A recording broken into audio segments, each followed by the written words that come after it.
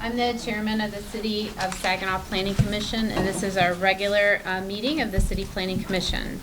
When the petition, special land use, or site plan approval request in which you are interested in is called, please come forward to the podium, give your name and address to the secretary for the record. After the appellant's presentation, others may comment. This meeting is videotaped, so it's important that only one person speak at a time and the audience observe respect for the speaker. And so with that, I will have a roll call. Nash. Present. Bland. Present. Whiteanger. Present. Clock. Milne. Present. Moore. Present.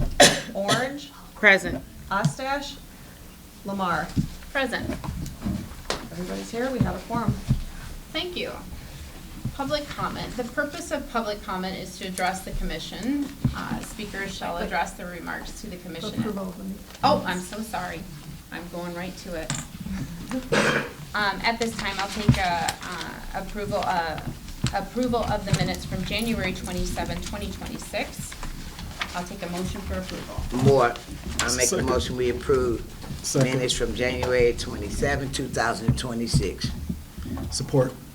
Are there any exceptions or changes to the minutes from January 27th? Okay, all those in favor, please say aye. Aye. Opposed?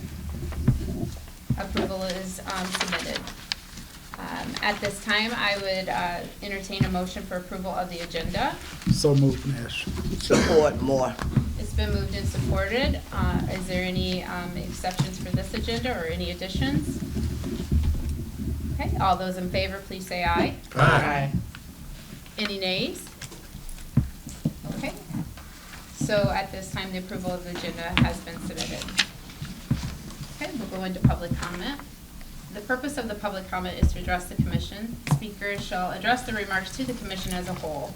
Remarks shall not be addressed to the individual commission members, city staff, or the audience. Speakers may ask general questions about the subject of their presentation, and all such questions will be referred to the city staff for appropriate follow-up. Speakers shall not ask questions of specific commission members. Each speaker is limited to 3 minutes and may only speak once. Speakers should limit their remarks to business within the jurisdiction of the commission. Okay. So we do have a couple presentations. Oh, excuse me, is there public comment? Would anybody like to speak publicly? One more time. Would anybody like to speak publicly? Okay, I will at this time entertain a motion to close public comment. No? Just skip right Oh, I'm just gonna skip right over. I'm going right on to new business. Okay. All right. Public hearing guidelines. We will now begin the public hearing to allow for petition, special land use permits, or site plan approvals. The purpose of the public hearing is to address the commission with regards to the subject of the hearing and not other topics. Speakers shall address the remarks to the commission as a whole and not to individual commission members, city staff, or the audience. The applicant whose application is the subject of the hearing or their designated representative shall be the main presenter and will be allowed 10 minutes for their presentation. And each additional speaker commenting on the subject of the meeting will be limited to 3. Is there anyone here who would like to comment on the case?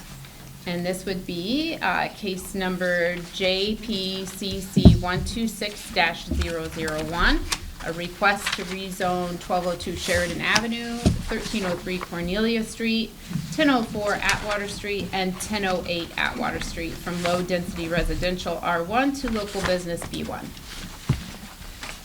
Hello, how everyone doing this evening? I'm Sean Johnson, Chief Operator of WF Investments LLC.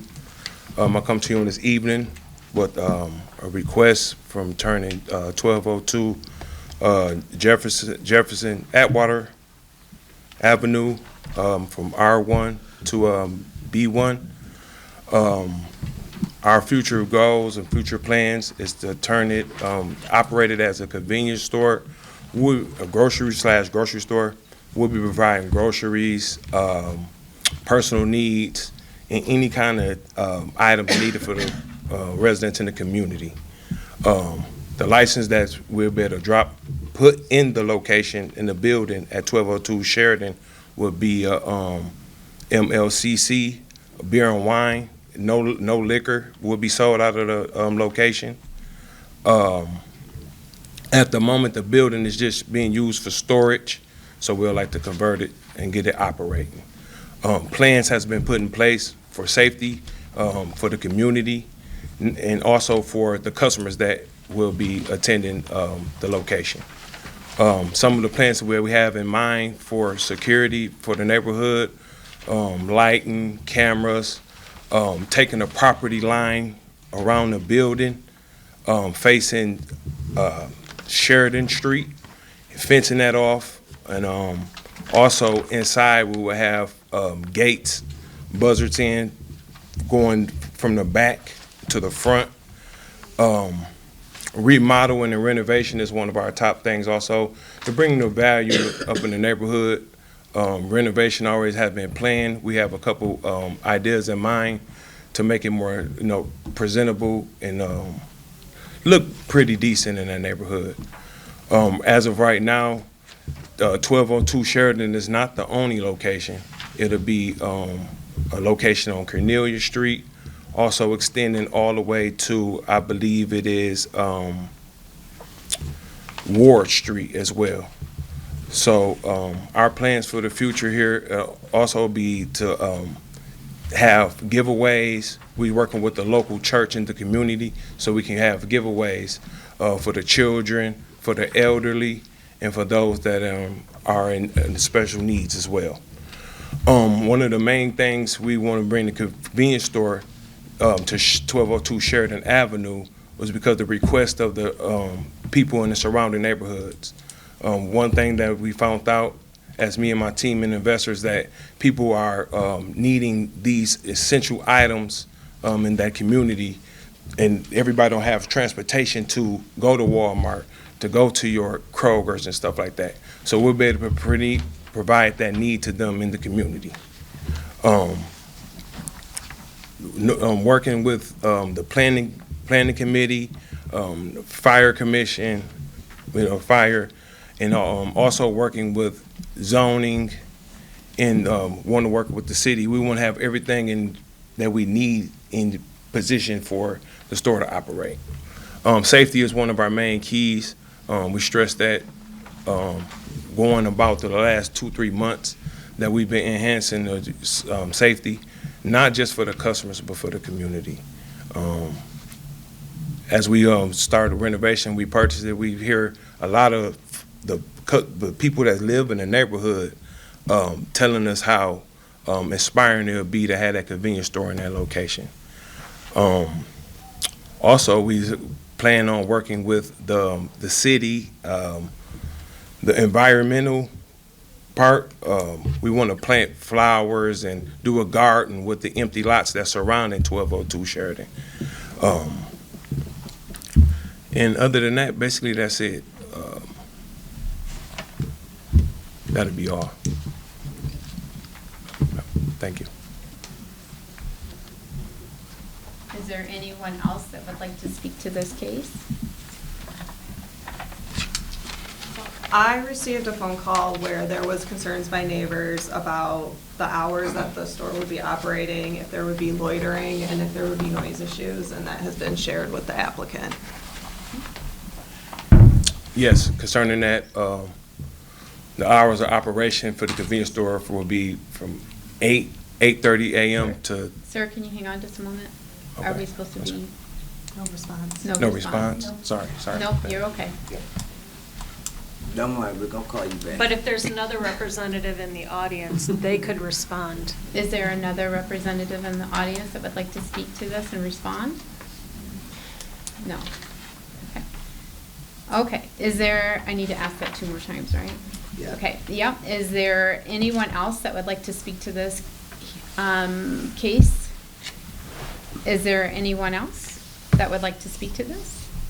So At this time, I will entertain a motion to approve. To close the No, public. Oh, to close the public hearing. I'm sorry, you guys, this is my first time as chair, so I'm getting my feet wet, if you will. Okay, So move more. Support, support Nash. okay. It's been moved and supported. Is there any discussion? Yes, Go ahead. This is on closing the public hearing. but we closed the public hearing, no. Okay. No. All those in favor, please say aye. Aye. Any opposed? Okay, so we have closed the public hearing. At this time, I will entertain a motion to approve case number JPCC 126-001 with the request to rezone 1202 Sheridan Avenue, 1303 Cornelia Street, 1004 Atwater Street, and 1008 Atwater Street from low-density residential R1 to local business B1. Support more. I need a motion for. Oh, I'm sorry. So move more. Support Nash. It's been moved and supported. Is there any discussion? Yes. Commissioner? I'd like to ask the question, what are the hours of operation? How many staff do you plan on hiring? Give us some details so we know. To ask questions of the applicants, you have to have a motion to go out of the regular order of business. I make a motion, we go out of the regular session into a special session to address this. Support Nash. It's been moved and supported.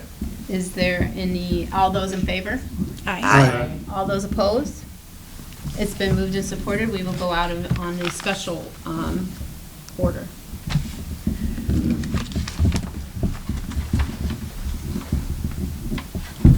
Yes, to answer that question, hours of operation will be from 8:30 a.m. to 10 p.m. Employees, we will be transferring over 3 employees from another location. So it'll be 3 operating employees that'll be on the shift with 3 more on call. So a total of 6 employees will be staffed at the location at 1202 Sheridan Avenue. Those people that'll be working are to be pre-trained and qualified to run and operate the convenience store as needed. So, this is for Cassie. Well, hang on So, a sec, because we're out of the regular order of business. Let's finish any questions that there might be for the applicant. so And then you go will back to the have, regular order for Okay. questions with staff. so you will have security. Yes, security will be provided from the hours of 5 p.m. Until 10 o'clock p.m. closing. From them 5 hours, we know that that's high traffic areas from our previous store operating location. So, and that will be provided, security will be provided on Wednesdays to Sundays. Monday and Tuesdays, there will be the staff members who provide the extra security. I'm done, I don't have no more questions. You Any- answered my question. Okay, thank you. Any other questions? Just, may I ask a question? Okay. Commissioner Orange had it. So you'll be open 7 days a week? Correct, 7 days a week. You don't go to church? 7 days a week, and only security during that that 5-hour window of time going towards the evening? Yes, we're going, leading up from 5 to closing hours, correct. The rest are to exit the security of the staff that'll be exiting the store. And also, knowing previously working in the store field the last 22 years, that from actually 5 p.m. to the close, that's when we have our high volume of people entering in and out the store, making their nightly purchases and getting things prepared for tomorrow. So from them hours of 5 to 10, we have security. And from opening to 5 hours be not recommended of us having the security, just that night, just so the exit of the employees can feel safe. And that way also the neighborhood can be feeling safe as well. No littering will be allowed, trying to avoid that. Make sure we have the extra staff. One of the staff members is a cleaner. They make sure you clean out in the yards, inside coolers, the back of the store, and the other 2 will be operating the daily operations of the store. So one employee is strictly there for cleaning. security be provided, to just not to assist the store employees, but also the customers as well. Thank you. For sure. Okay, you got your answer? Okay. I actually have a question for you, sir. Sure. Could you just clarify, you said in your presentation in the beginning, I thought you said that it was gonna include different site locations. Was that, did I Yes, hear you? the different site locations actually empty lots that's surrounding. Okay. And one of the lots we was going to extend, as working with zoning, that we've been taking a look at here the last 3 to 4 weeks, is making parking, extending parking, making more parking available and accessing. We don't want it too cluttered. We don't want people parking on the street. We believe in having enough room for people can, go in and out safely without any trip hazards or anything like that. Okay, I actually went by the site, and I just have another question for you. Sure. At this time, you don't have a liquor license, right? Or you do? It's limited for beer and wine? Just limited to beer and wine. Okay. Do you have plans to petition for more than that? No, just beer, just right at this moment, just beer and wine. Okay. Okay. Uh, Okay. I'm done with my question. Anybody else have any questions before we close the special, what's it called, special hearing? You would just make a motion to go back to the regular order. So I just need a motion to go back to the regular order. I make a motion, we go back into regular session. Support. That's been moved and supported. All those in favor say aye. Aye. All those opposed? Okay, we're back in regular session. Thank you, sir. You can Thank you. have a seat. Thank you. Okay, Now we go. so Well, if there's any questions for staff, you can still ask Sure. those. go ahead. Yes. Yes, this is a question for staff. The blocks north of Atwater are MU1 mixed use. Without listing all of them, could you give us a brief overview of what approved uses are in an MU1? Yes.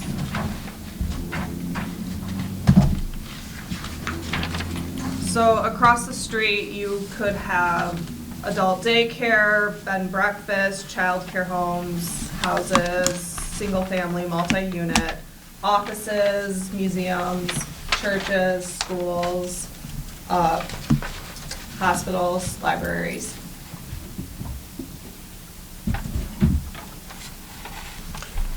So the B1 district would be allowing a number of uses not allowed in an MU or in the low-level residential.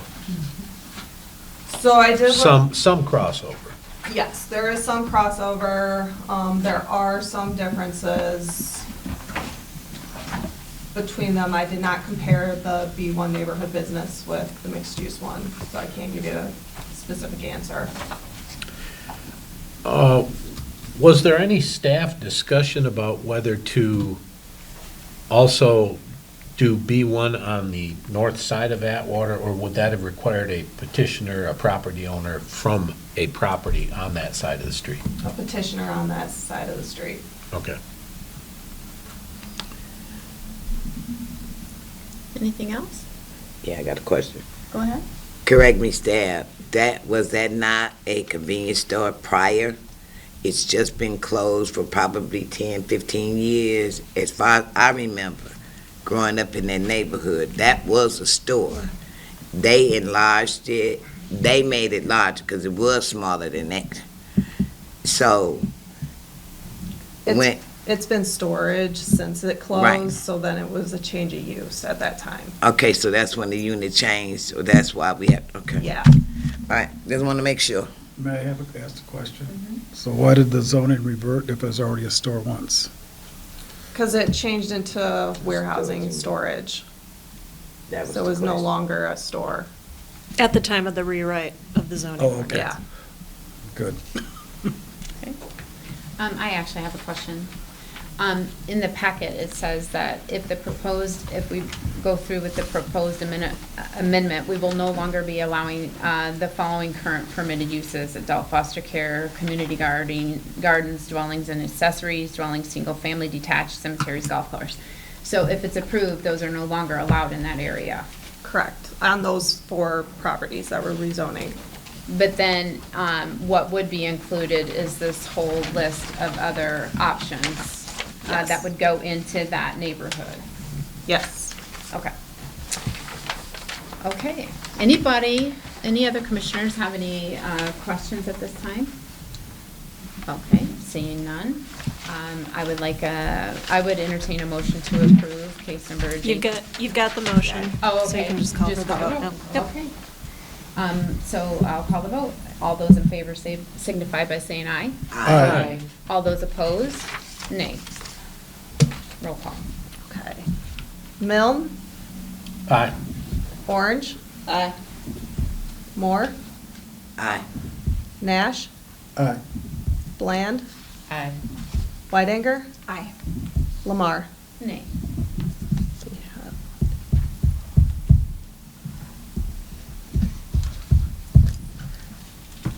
6 ayes, 1 nay, motion is approved. Thank you. Okay.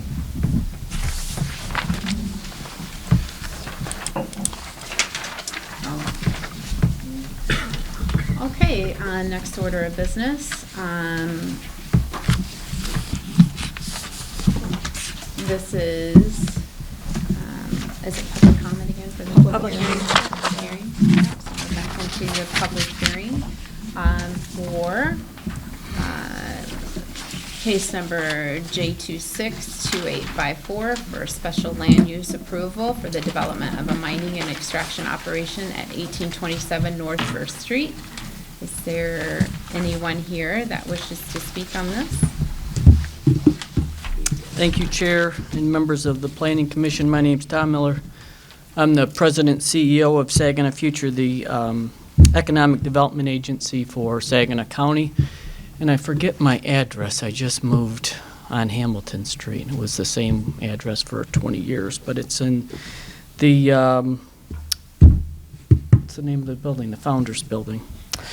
I'm here to request tonight a special use permit for a commercial brine extraction well in an M2 industrial district. The Planning Commission's role tonight is to evaluate whether this use meets the standards of the zoning ordinance and whether it is compatible with the surrounding land uses.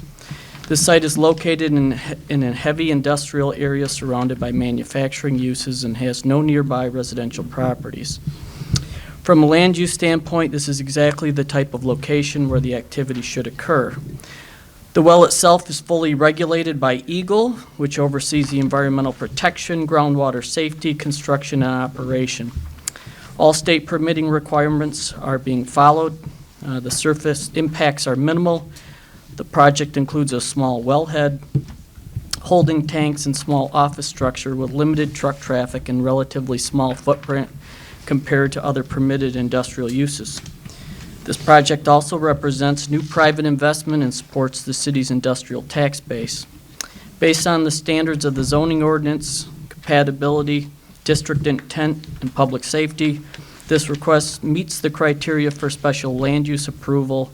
Any operational concerns can be addressed through reasonable considerations. For those reasons, I believe it's appropriate to approve consistent with the ordinance. If you're familiar with this site, it's on Washington Avenue behind the Rifkin operation. There's several industrial uses. We do have two, both an engineer and another engineer to talk about the specifics of the project. Thank you.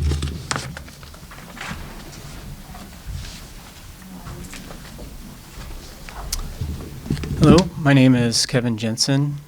I'm a geologist with J&M Energy. We're representing Michigan Resources for this project. So from a geological standpoint, the plan is to drill a well to the Sylvania Sandstone about 4,300 feet. We'll produce brine primarily for the purpose of dust control and ice mitigation on roads. And that's primarily it from a geological standpoint. Derek Huff with Spicer Group. We're assisting with the development, with providing engineering support for their site plan. So the site plan that's, at place, we've helped coordinate with the developer, and we're happy to answer any questions that might come up, later on in the process. Thank you.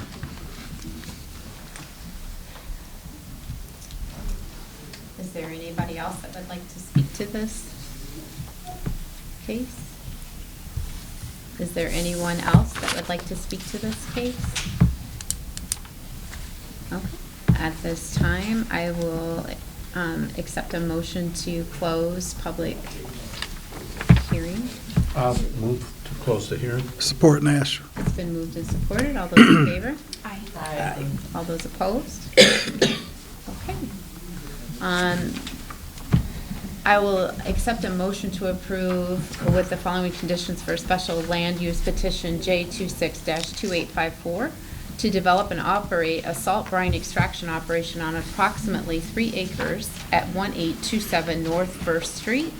On the following conditions, the development shall be compliant with all applicable federal, state, and local regulations, including Part 625 of the Natural Resources and Environmental Protection Act, 1994, PA 451, as amended in the City of Saginaw Code of Ordinances.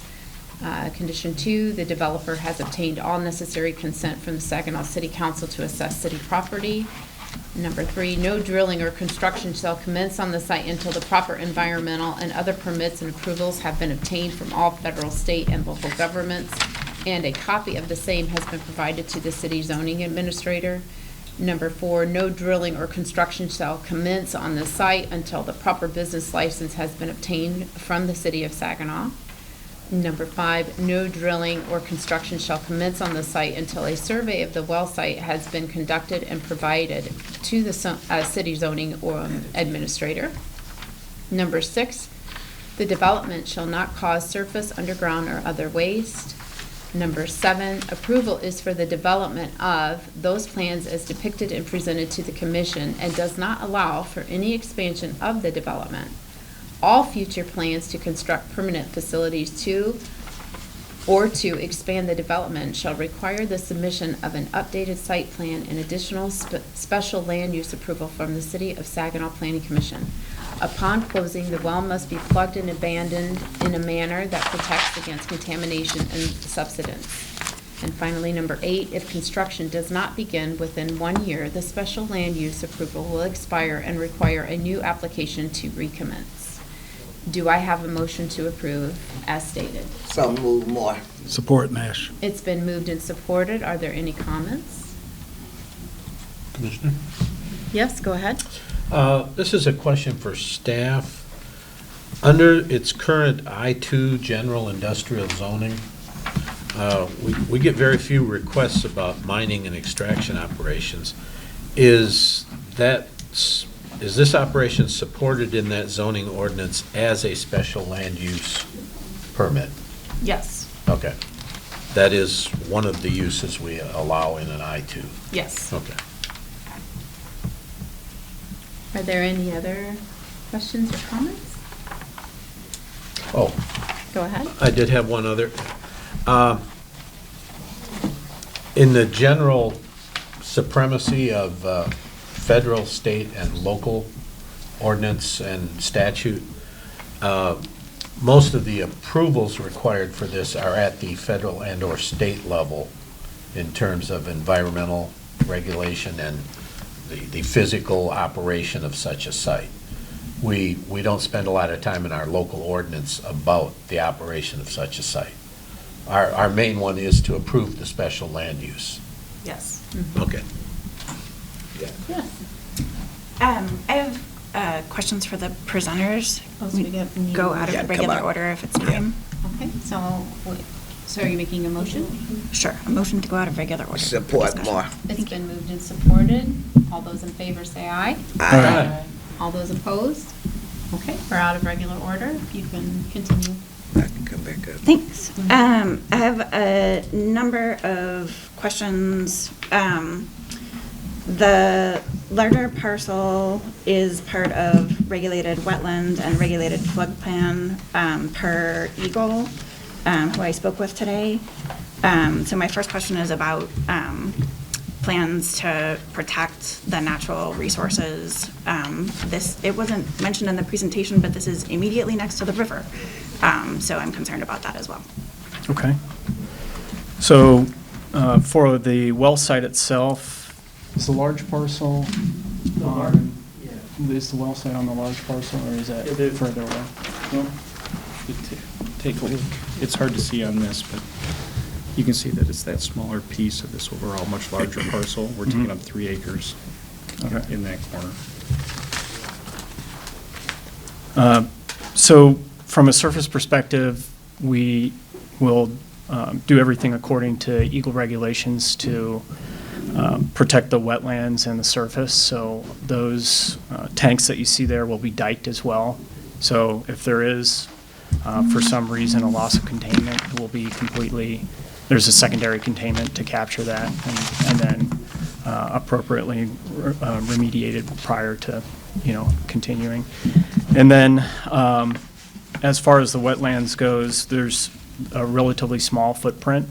And typically, we don't see much impact to any wetlands that we're working around. We don't see any impact to wetlands that we're working around. Okay, and the containment tanks that you mentioned, are those planned to be above ground? The containment tanks will be above ground, yes. Yeah. I have a further question. Can I keep asking questions? Yeah. A second question is, this isn't far at all from the residential northeast neighborhood.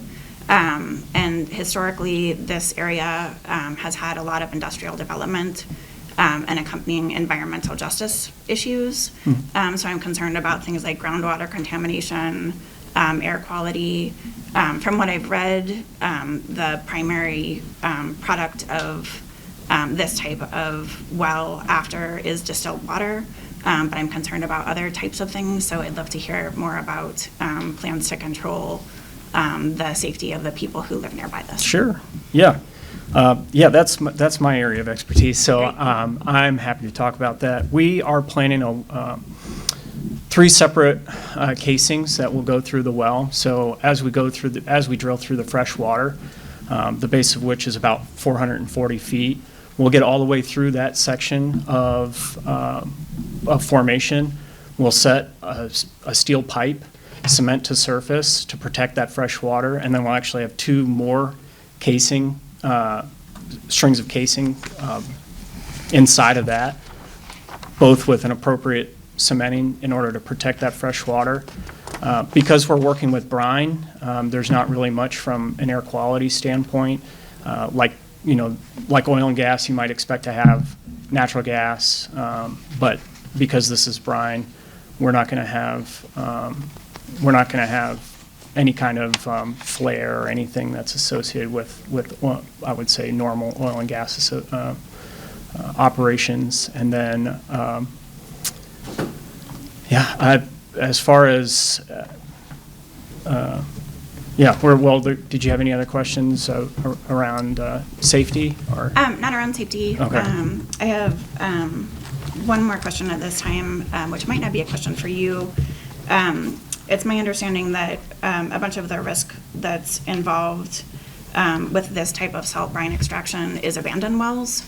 And I'm curious about Michigan Resources LLC, which was only founded on June 14th, 2025 from the records that I could find. So I'm not seeing a lot of track record there in the business continuity. Sure. So I appreciate the part of the potential motion that we're considering is about what might happen upon closing. But I'd love to talk about the business continuity and making sure that this is securely closed at whatever time it needs to be. Okay. Yeah, I can at least speak to the regulatory side of that. So the well will be bonded, so there will be some amount of money that's put up to the state as a way to have some guarantee that the well is properly closed at the time of plugging. And then as far as the company itself, you want to speak to that, Tom? Yeah, just a couple of things, and in my 25 years at Saginaw Future, I've never come across a mining operation. One of the partners is a well-known business owner in the area. Billy Weber owns several dock facilities. Their family's been here for 100 years.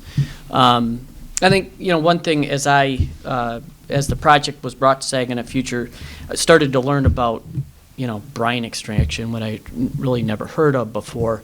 Essentially, Eagle treats this as groundwater or water, regulated in the same way. As you said, they're just extracting the brine out of the well, or not injecting anything back into the well, and so Eagle does have policies in place to regulate environmental protection, environmental safety, as well as any construction in a wetland is regulated, so they have to pull permits. If they're going to put fill into to the floodplain, they have to make compensatory cuts, which I assume they will not, as well as wetlands. So if you build in a impact a wetland, then they have regulations regarding replacing the wetlands, which I assume, since it's that's a very costly operation to replace wetlands, I'm assuming that the company would choose not to construct in the wetland because of the costs associated with it. So, yeah. Thanks. Mr. Miller. Mm-hmm. The location, I'm trying to picture. Yeah. I know it's Rucky's is here. Is it in the back, on the side? Where is this? Yeah, so if you were, going northeast on Washington Avenue, and you came up to the corner of First Street, I think it's First and 6th kind of bend around close to the river, but you would take a left on First Street. Crop Production Services is a agricultural provider that's in the corner. It's behind Rifkin. So if you're on Washington Avenue, It's behind Rifkin's operation. So you talked about animals. You talking about the deers? I talk about animals. No. It was mentioned that there was some stuff that was going to be done with the wildlife that's there. Are you talking? Because if this is where I think it is, it's not that many houses on Washington. Oh, no, I mean, this is behind Rifkin. Right. West of Rifkin. There's no houses within, I don't know how many feet, but Okay. the only houses would be on the other Right side of there on the Washington. other side of Washington. Yeah. Okay. Mhm. All right. If you look at the second page of the communication, there's a map that outlines the general area. And you can see there's a large industrial swath, if you will, between this proposed site and the residential uses. In fact, the city has a dumping spoil site that is directly across the street from the site where they I see it. They put all of their spoils from road construction and all kinds of other things. Okay. Any other questions? Yes, question. Tom, as long as you're up there and Sure. you mentioned the extraction of the brine, and nothing being injected, this is all natural liquid brine that already exists. It does not involve injecting any water to create a brine underground. Now, and this is like a salt the geology. The way that it's explained to me is that the Sylvania sandstone formation is unique to this area. And the chemical composition, and I'm wandering into this guy's territory. Oh, well, if he's the better guy. Yeah. That's right, because he wanted to talk. Let him talk. It is a completely natural brine, so there's not any additives to then create more brine or anything like that. Okay, because I know within Michigan, there are mining operations that put water in, create a brine, extract the brine. This question might go to the Spicer representative. We got an updated site plan, and it looks like it increases the work area within the roadway and moves the exit road to the southwest. To the A little southwest, we moved it because we were violating one of the requirements of distance between the in and the out, and I believe it needed to be 100 feet. We showed it at 80. So just to make it a little bit cleaner, we made it a little bigger, went to 125. Got it. Is there any particular reason we don't show the entry radiuses where the trucks enter, but we do on the exit? We could. We felt that there was a significant enough room there because we're making that so wide with the parking up on the northeast side. So we didn't show a turned radius. We definitely can. Oh, I mean, but we didn't curious show it about it. because there should be adequate room to be able to make that turn. Okay, it's not like we're trying to use an existing curb cut or anything No. there? Nope. Okay, And this is proposed to be gravel. got it. Thank you. Any other questions? Oh, yeah, hi, one more question. Is there a relationship between this project and the Wilkinson project in Bay City? No, other than that they're both for the same purpose, for brine extraction. So it's a relatively mundane project that occurs all around Michigan for dust control. So no relation other than topic. Okay, Yeah. thank you. Anyone else? Yes, Commissioner. Yes, I have a question. So, I don't have a lot of knowledge about this, but just entertain me here. What happens when the well runs dry? And what do you all, how do you remediate, restore, the well, the area after Sure. the resources have been exhausted? So I would say that right now, we're not anticipating any end to the resource. It's hard to imagine the size of the formation and the amount of liquid that's down there and the relatively small amount that we're going to impact. But let's say that when we are done with whatever the project is, however many years that looks like, typically what we'll do is we'll try and remove as much of the steel out of the ground as possible. And as we're coming out, we'll set several plugs along the way, cement plugs along the way, in order to maintain some level of separation between the formations, just so that there's no cross flow of brine between formations. And then at the very top, so several plugs will be set on the way up the well.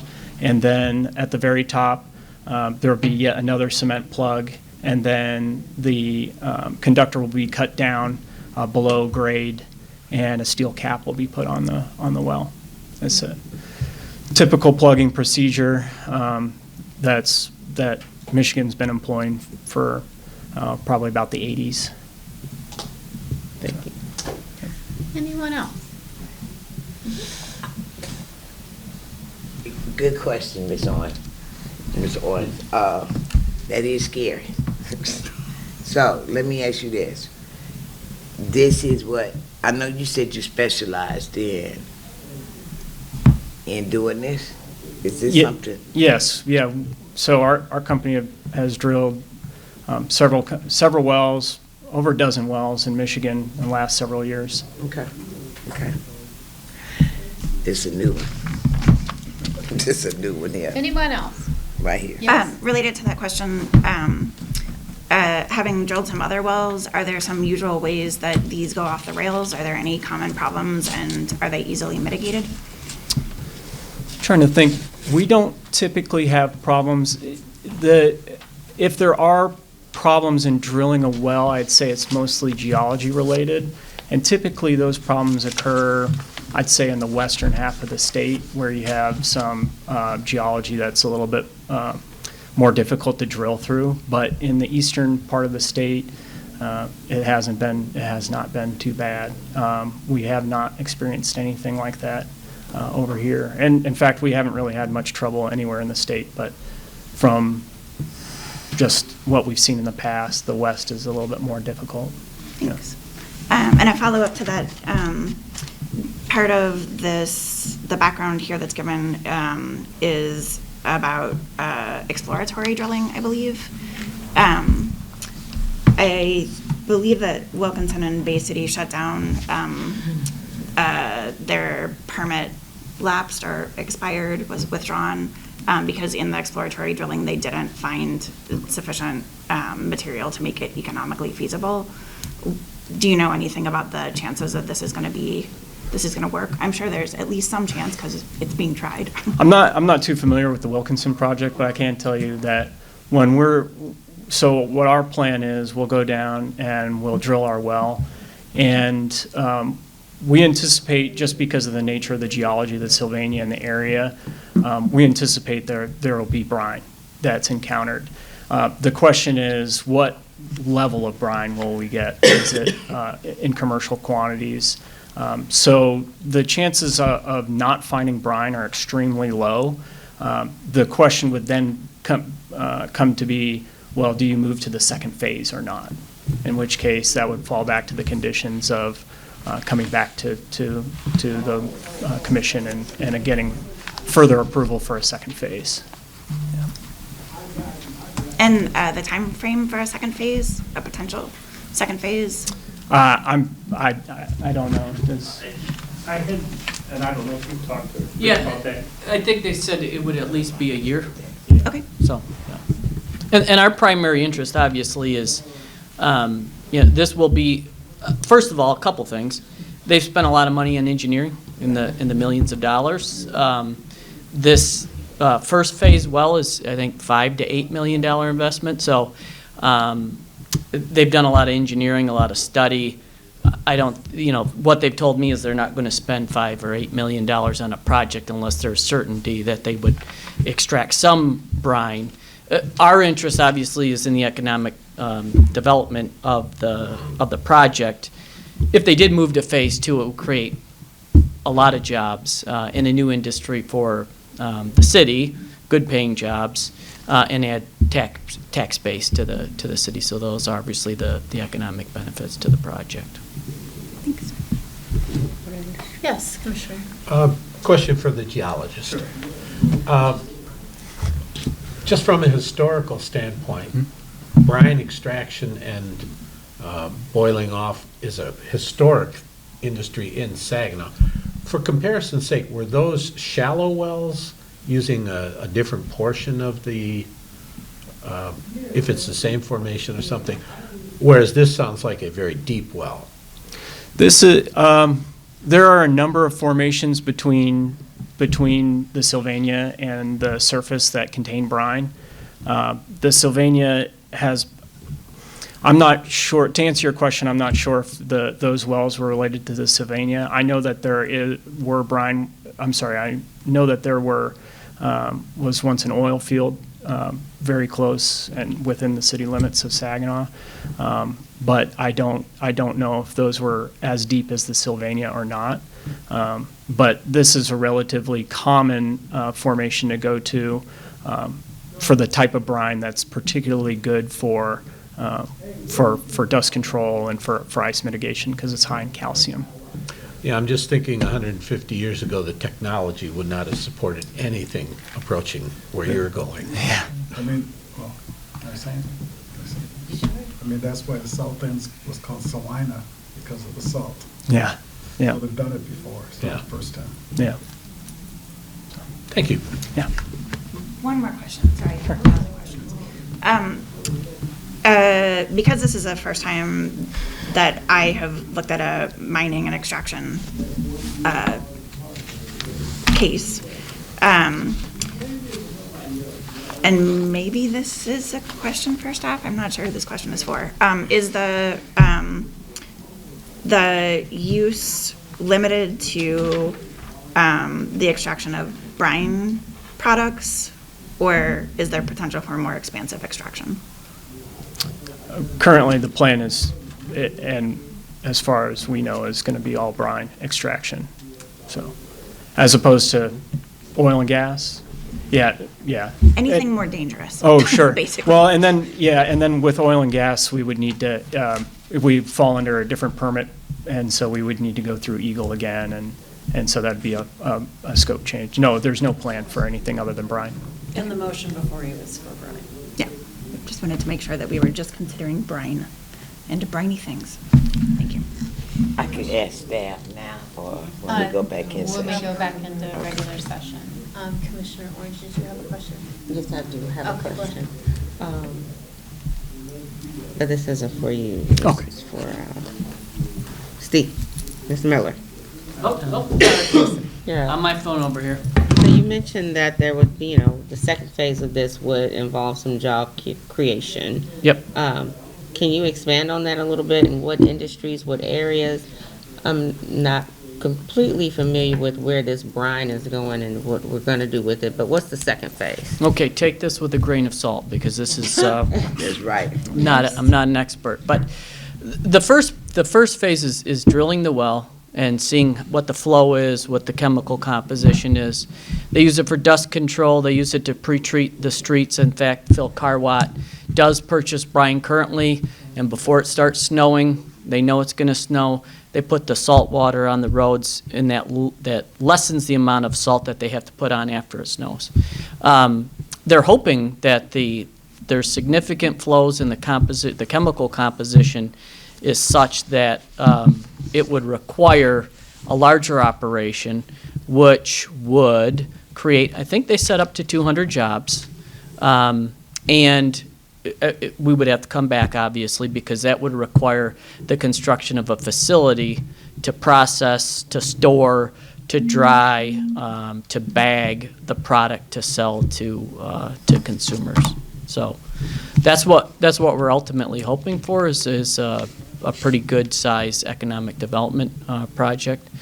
And to go back to the point about to the extracting other minerals or oil and gas, they have a request to the city for a mineral rights easement, and that specifically spells out that that this is limited to brine only, so it doesn't cover any other extraction of anything else. So. Thank you, Mr. Miller. Anyone else? Thank you. Okay, at this time, I will take a motion to go back to regular session. So move more. Support Nash. It's been moved and supported. All those in favor say aye. Aye. All those opposed? Okay, we're back into regular session, and we have a motion on the floor with conditions. Does anyone have any discussion? Seeing none, I will call for the vote. All those in favor say aye. Aye. All those opposed? Nay. Roll call. Bland? Aye. Milne? Aye. Nash? Aye. Moore? Aye. Whitehanger? Nay. Orange? Aye. Lamar? Aye. 6-1, motion approved. Okay. Moving on to our next item of business, under new business, is the capital improvement plan.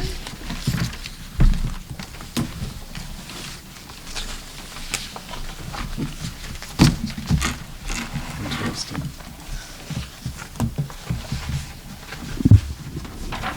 Good evening, Planning Commission. Yolanda Bland, Director of Office of Management and Budget. I'm here tonight to go over information that was provided to you last week. The city is required to do a capital improvement plan annually. That's because of the Michigan Enabling Act requires for us to bring it before the Planning Commission to provide ranking to public-facing projects that the city is looking at for over the next 6 years. So Jonathan Baker, our budget analyst, provided this to Planning Office last week. What we're asking, as we've asked every year, is for you to go ahead and review the projects that are being put before you. You have the electronic version.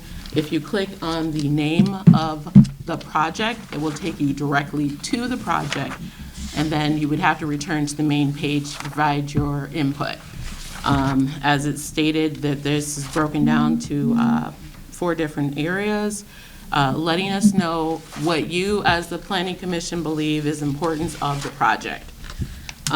It's just a drop-down box, so you have to make sure you click on it, select it, and then move on to the next. There's multiple projects listed. So again, this is required by the State of Michigan Planning and Enabling Act for each of the public-facing projects.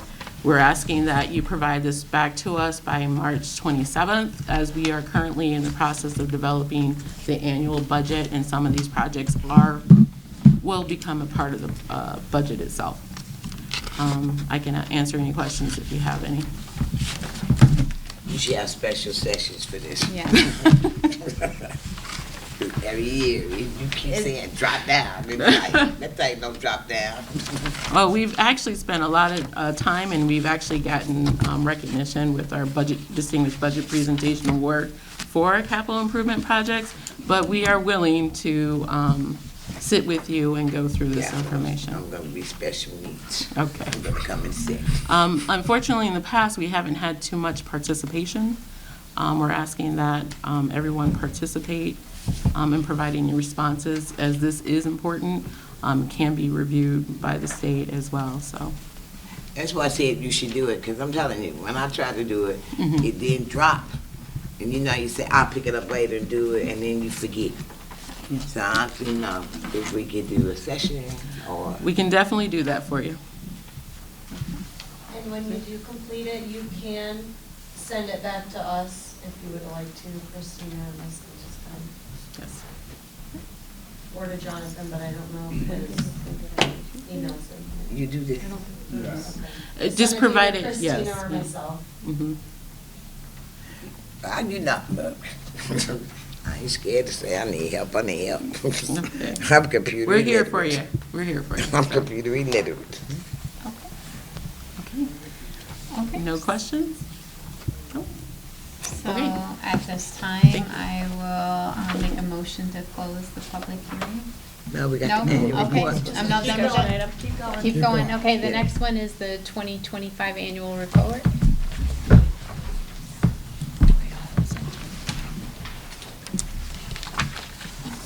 Hey guys, I'm Abby Elverson. I work in the Planning and Economic Development Department at the City of Saginaw.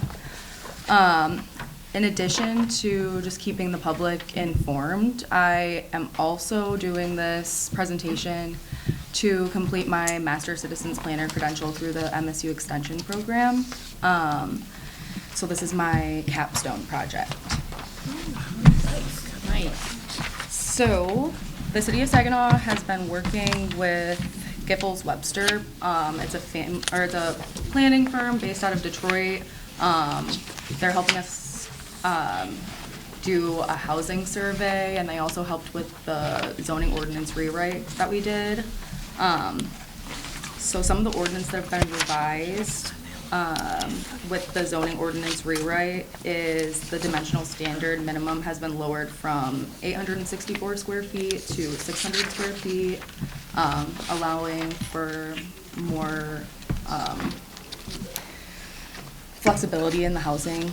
Accessory dwelling units have been permitted in several units with additional flexibility to the review standards for planned unit development. Office district zones have been eliminated to accommodate for more mixed-use developments, which brings me to the exciting part, the new developments. So, one that I'm really excited about that just started being built is on the corner of Adams and Hamilton. This building's being described as a apartment building with two live workspaces on the first floor of the structure. I'm really excited to see what new businesses and people this structure brings to Old Town Saginaw. It's right there on Hamilton, so everybody can see it, and I think it'll increase the walkability of our Old Town. Another one that has just begun construction, probably a couple months ago, was the Team One Credit Union. This is gonna be a 3-story, 300 square foot office building. That's gonna be a good addition to our newly flourishing downtown Saginaw. It's gonna be a really good addition down there. And another exciting project is the approval of the 3,000 square foot expansion of the Boys and Girls Club at 1781 Fordney. We also approved expansion of the East Side Soup Kitchen. This will allow them to serve our community better and more effectively. They're gonna have a drive-through, truck bays, and more room for food storage. These are just a couple examples of the new things that are happening in Saginaw. It's exciting to see the rebuild, and the medical diamond is going to be huge for us, so exciting. Rezoning measures were 1314 Brown Street was rezoned to allow for the redevelopment of an old school building into a pre-apprenticeship construction and trade school. Changing it from R1 to R3 allows for mixed-use living spaces, which will allow for the school to be sustainable. Another rezoning action that will encourage development is changing the areas bound by Court Street, State Street, and Hill Street, and Michigan Avenue from B1 to, it's B1 and RMU RC to B2. This encourages franchise type of businesses to position themselves in these areas that are heavily trafficked, also increasing development. A special use permit was approved to allow for a wedding and short-term rental venue at 1446 South Washington. This project's described as a bed and breakfast with 13 rooms, and they will accommodate up to 20 party guests, including the outside deck for like summertime, and then inside I think it was closer to like 75 people.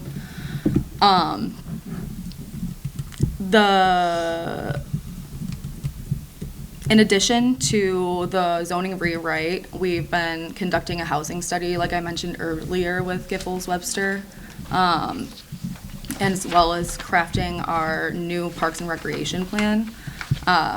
Those two things will assist us in creating our 2027 master plan. And then a total of 43 action steps have been completed up until 2025, and then 26 are projected to be completed in 2026. The City of Saginaw gave out a total of 1,279 permits this year, and that's a 54% increase from 2024. Specifically, building permit revenue has skyrocketed from $149,000 to 2025 being at $268,000 in just 1 year. So this, to me, signifies a surge of construction within the city limits of Saginaw, which is really exciting. That's pretty much all I have for you guys. Any questions? All right. Thank you, Ms. Alverson. I do actually have a question for you. On your second to last page, under Board of Zoning Appeals, you say membership, the City Planning Commission is made up of 5 members. It should say the Zoning Commission, correct? You said on the second page? Yep, under Board of Zoning Appeals, the second to last page. Oh, okay.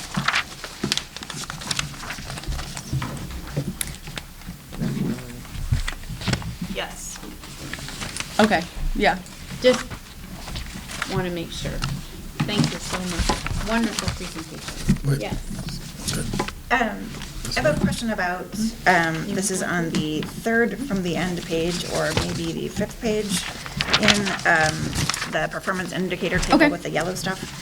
I am curious about how many, there's a count and production of action steps. Do you know the total number of action steps that are in the master plan? So I would assume that it's just all of the, so I would just have to add up all those numbers. So, 50, 62, it looks like it's about 100. It's a large number. Cool. It's just a little hard to gauge 112. performance when you don't know the total amount. Yeah. So, thank you. There's 112. It's 112. Thanks. Yeah. Amber, just, it looks like another little typo. Okay. In the April spot approved for the fuel service station, 409 North Michigan can't be the right address. Is it 1409? Do you know? We're talking. 409 West Jensen. Oh, we just have the wrong street. For the gas station? The Speedway? Oh, okay. 409 West Genesee. Okay, I was looking at the other end of the title. Well, thank you for that. Sorry. Nope, no problem. Anything else? Great job. Yeah. Thank you. I appreciate it. Thanks for having me.